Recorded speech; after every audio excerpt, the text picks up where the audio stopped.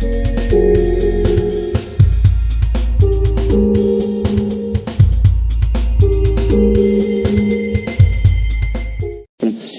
la majorité régionale s'est lancée dans une stratégie touristique avec beaucoup de bonnes intentions, dont nous partageons certaines, bien évidemment, mais sans objectif vraiment clair et mesurable.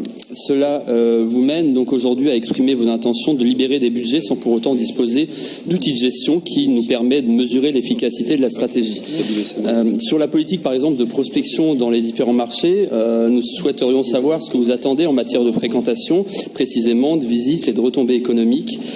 Comment, d'une certaine façon, pouvez-vous a posteriori juger si vos actions sur un marché étaient pertinentes si vous ne fixez pas d'objectifs et que vous pouvez ensuite mesurer donc et comparer et analyser de façon méthodique? Notre région, qui est au cœur de l'Europe, a besoin de concrètement développer son économie touristique. D'ailleurs, dans votre livre de campagne, vous décriviez la situation dans laquelle vous avez trouvé la région. 19 millions de visiteurs avec 5,5 milliards d'euros de retombées économiques attendues. Alors en fait, ce que nous souhaiterions savoir tout simplement, c'est de connaître votre objectif chiffré, précis sur le mandat. Puisque en réalité vous dépensez tous les ans plus de 5 millions d'euros rien que pour la promotion touristique, sans parler de dépenses dans les secteurs comme la culture, qui évidemment d'ailleurs contribuent à l'attractivité touristique, ou des aides directes et indirectes aux prestataires. Il est du rôle de notre collectivité, chef de file depuis la loi NOTRe, d'impulser une politique touristique sur son territoire.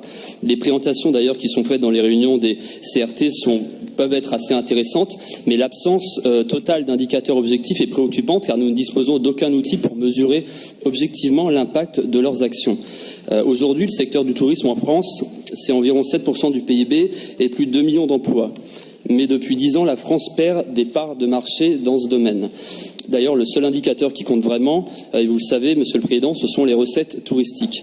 Continuer à se vanter que la France est la première destination touristique, continuer d'une certaine façon à s'auto-congratuler, c'est fermer les yeux sur une réalité. Cette réalité, c'est tout simplement que les recettes touristiques en France sont 4 fois inférieures à celles des États-Unis, par exemple.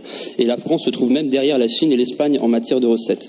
Alors on nous annonce un record de fréquentation dans la région des Hauts-de-France pour la première partie de la saison touristique, ainsi qu'une hausse de 9,4% de la clientèle étrangère sur les 6 premiers mois.